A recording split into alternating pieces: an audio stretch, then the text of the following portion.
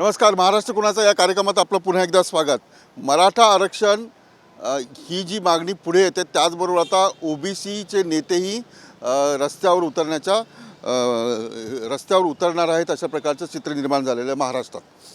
OBC नेते देवेंद्र फडणवीस उपमुख्यमंत्री यांना भेटले, ते छगन भुजबळ यांना भेटले, ते विरोधी पक्षाच्या नेत्यांना भेटले. नेमकं त्यांचं काय म्हणणं आहे आणि हा संघर्ष कसा असणार आहे?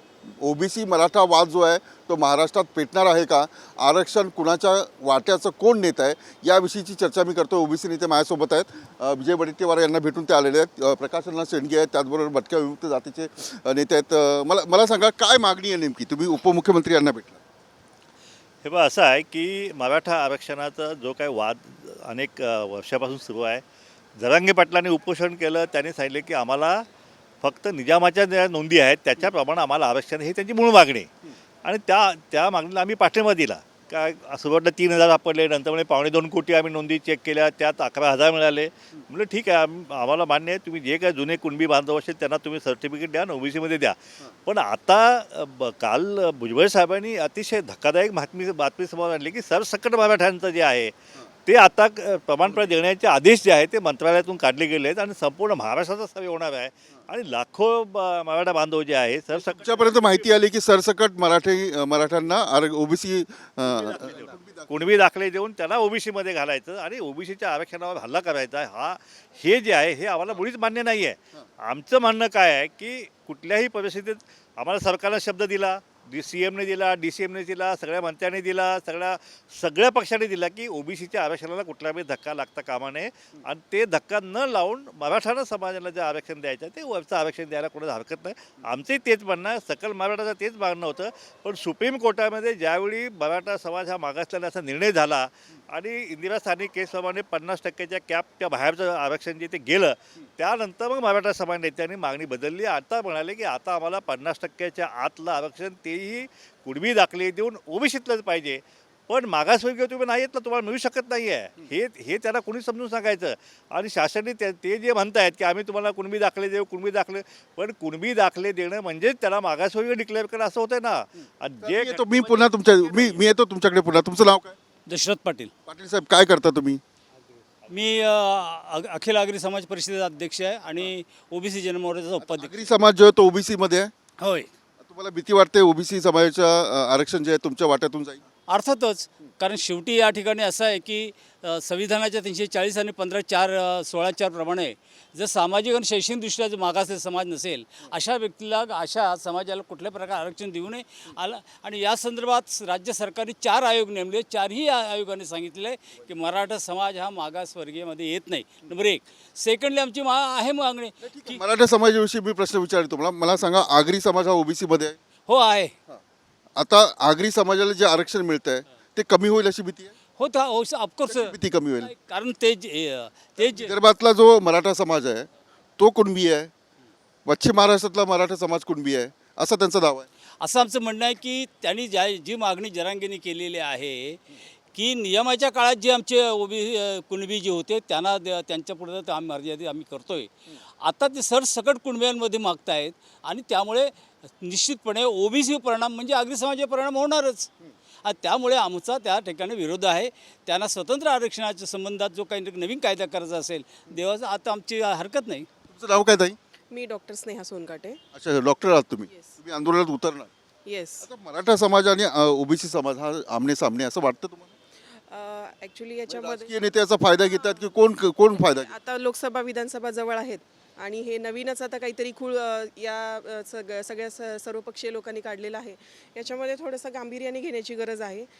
मराठा समाज हा शांतताप्रिय समाज असताना 58 मोर्चांमध्ये आम्ही स्वतः त्यांच्या खांद्याला खांदा लावून त्यांना आरक्षण द्या अशी आमची भूमिका होती. पण आमच्या ताटामधला नको. ओबीसी समाज हा ऑलरेडी खूप गरीब आहे. 450 जाती याच्यामध्ये आहेत आणि 19% ओबीसी आणि राहिलेले मनोज जरांगे पाटील म्हणतात मराठा समाजही गरीब आहे.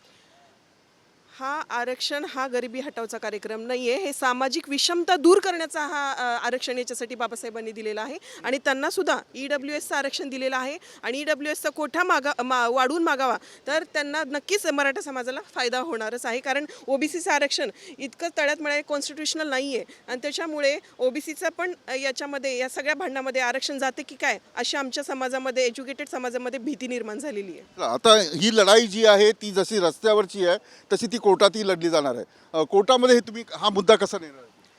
मुळात आपण जर पाहिलं तर OBC हा शब्द घटनेमध्ये नसून सामाजिक आणि शैक्षणिक मागास म्हणजेच OBC आणि सामाजिक आणि शैक्षणिक मागासले पण मराठा समाजाचं आत्तापर्यंत 4 राज्य मागासवर्ग आयोगाने, 2दा राष्ट्रीय मागासवर्ग आयोगाने, एकदा हायकोर्टाने आणि 2दा सुप्रीम कोर्टाने फेटाळलेलं आहे. मराठा समाज is a politically dominant caste असं त्या रिपोर्टमध्ये आलेलं आहे. 2018ला ज्यावेळेस SCBC आरक्षण दिलं फडणवीसांनी त्यावेळेस पण सुप्रीम कोर्टाने स्पष्ट शब्दात सांगितलं आहे Maratha community is a forward community, it is a ruling community.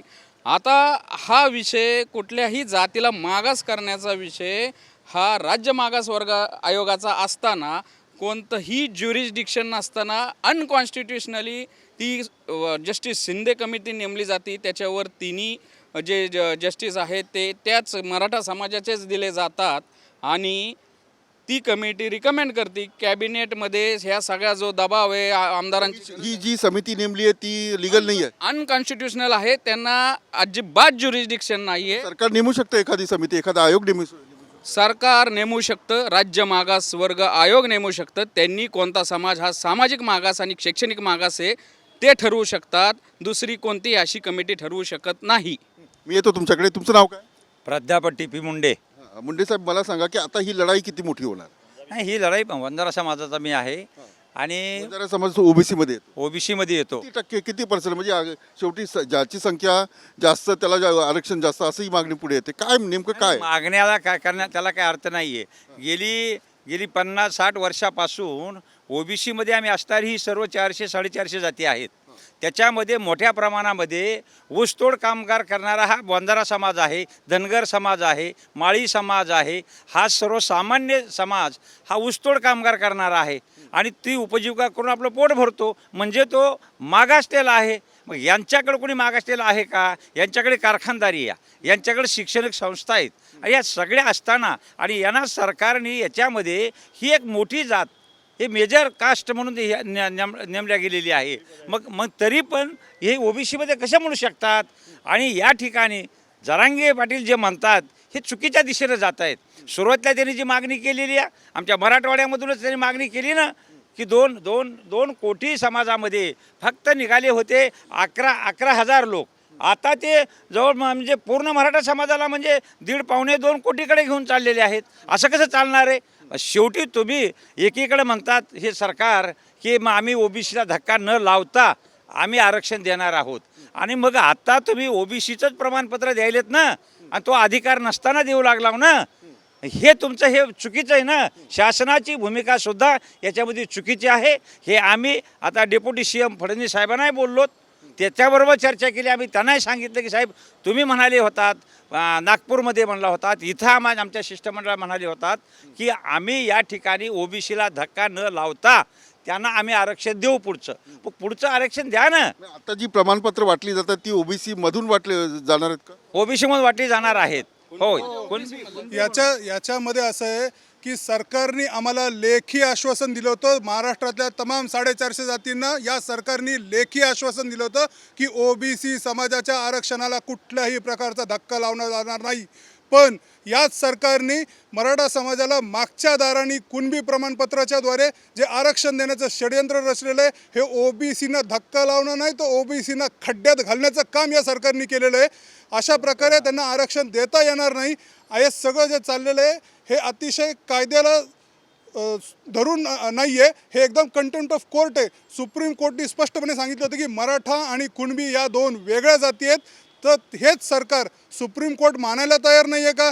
घटना मानायला तयार नाही आहे का? घटनेप्रमाणे या सरकारचं कर्तव्य आहे की जे OBC SC ST समाज आहे त्याला प्रोटेक्शन देण्याचं काम या सरकारने केलं पाहिजे. पण या सरकारने त्यांचे न्यायिक वैधानिक आणि जे लीगल हक्क आहेत, आरक्षण आहे, ते त्यांनापासून वंचित ठेवण्याचं काम हे चाललेलं आहे. आणखी एक 75 वर्ष झाली तरी आणखी एक अजून मुद्दा असा आहे आपल्याला लागतं आरक्षणासाठी. जरांगे पाटलांचा एक मुद्दा असा आहे की कुणबी जे आहेत ते मराठाच आहेत, त्याला कसं तुम्ही कोर्टात आता मुळात मराठा कुणबी, त्यानंतर धनगरांचं पण तर 30-40 वर्षाचं आपण पाहिलं तर ते त्यांचे पण दाखले कुणबीच होतात. जे त्यावेळेस शेती करायचे 50-60 वर्षापूर्वी ते त्यांचे कुणबीच दाखले व्हायचे.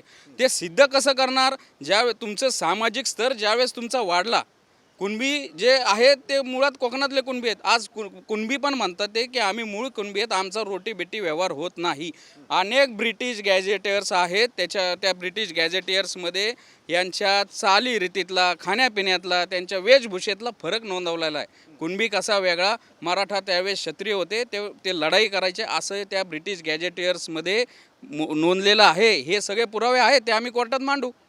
याच्यात मांडायची काहीच गरज नाही. सर्वोच्च न्यायालयाने 5 मे 2021ला अतिशय स्पष्टपणे निर्णय दिलेला आहे की मराठा हा वेगळा आहे, कुणबी हा वेगळा आहे, दोन्ही या जाती वेगळ्या आहेत, यांच्यामध्ये साम्य तसं नाही आहे. जर सुप्रीम कोर्टने सांगितलेलं हे सरकार सुप्रीम कोर्टचं मानायला तयार नाही आहे का? एक शेवटचा प्रश्न, मनोज जरांगे पाटील यांनी जो मोर्चा काढला होता तो मोर्चा मोठा झाला होता, त्या दबावाला पडून हे सगळे सरकार करत आहे आणि तुमची आता तुमचा मोर्चा निघणार आहे का? आणि त्या मोर्चा कसा? नाही बघा, जरांगे पाटलांनी मोठी सभा घेतली आम्हाला मान्य आहे, पण त्याच्यापेक्षा मोठी सभा मी घेतली होती ना आरक्षणासाठी. त्यावेळी ते देशाचे पंतप्रधान त्या ठिकाणी पंढरपूरला आले, ढोल वाजवला, घोंगडं घेतलं आणि आरक्षण देतो म्हणून सांगितलं, पण आरक्षण मिळालं नाही ना. काय सभा मोठी झाली म्हणजे आरक्षण मिळालं असं होत नाही आहे काय. आणि म्हणून आमची मूळ मागणी जी आहे की बाबा तुम्ही मराठा समाजाला जे काय पाहिजे तुम्ही द्या, पण आम्हाला कुठलाही धक्का लागता कामा नये. आम्हाला हे मुळीच मान्य होणार नाही. आता हे जे बॅकडोर एंट्री करण्याचं चालू आहे कुणबी प्रमाणपत्र देण्याचं, वास्तविक एकदा सुप्रीम कोर्टने सांगितलं की ते मागास नाही आहे, मग कुणबी प्रमाणपत्र देऊन त्यांना बॅकडोर एंट्री करून ओबीसीमध्ये घालायचं आणि मागासवर ठरवायचं 50% आतमधलं, हे घटनाबाह्य आहे. त्याला आम्ही कुठल्याही परिस्थिती रस्त्यावरचं उतरवून आणि त्याची आम्ही विरोध करू आणि न्यायालयीन लढाईसुद्धा जी आहे ती आम्ही लढल्याशिवाय आम्ही राहणार नाही. तुम्ही कोर्टात जाणार? 100% आम्ही जाणार. कारण दिवसा ढवळे आमचा आरक्षणाचं सत्यानाश होत असेल तर आम्ही काय पाहत बसू काय? आमच्या मुलाबाळांचा आम्ही भविष्याचा सत्यानाश थोडी आम्ही करून घेणार आहे. खूप खूप धन्यवाद. ओबीसी नेते उपमुख्यमंत्री देवेंद्र फडणवीस यांना भेटले, ओबीसी नेते विजय वडेट्टीवार यांना भेटले, ओबीसी नेते छगन भुजबळ यांच्या पाठीशी उभे राहिलेले आहेत. मनोज जरांगे पाटील यांच्या सोबत असलेला मराठा समाज आणि गावाखेड्यातील ओबीसी समाज आता एकमेकांच्या समोर येतो की काय, आणि या महाराष्ट्राचं राजकारणाचं चित्र कसं दिसेल हेही पाहणं उत्सुकतेचं असेल. Video journalist Kamesh Vilas Athawale, news state Maharashtra.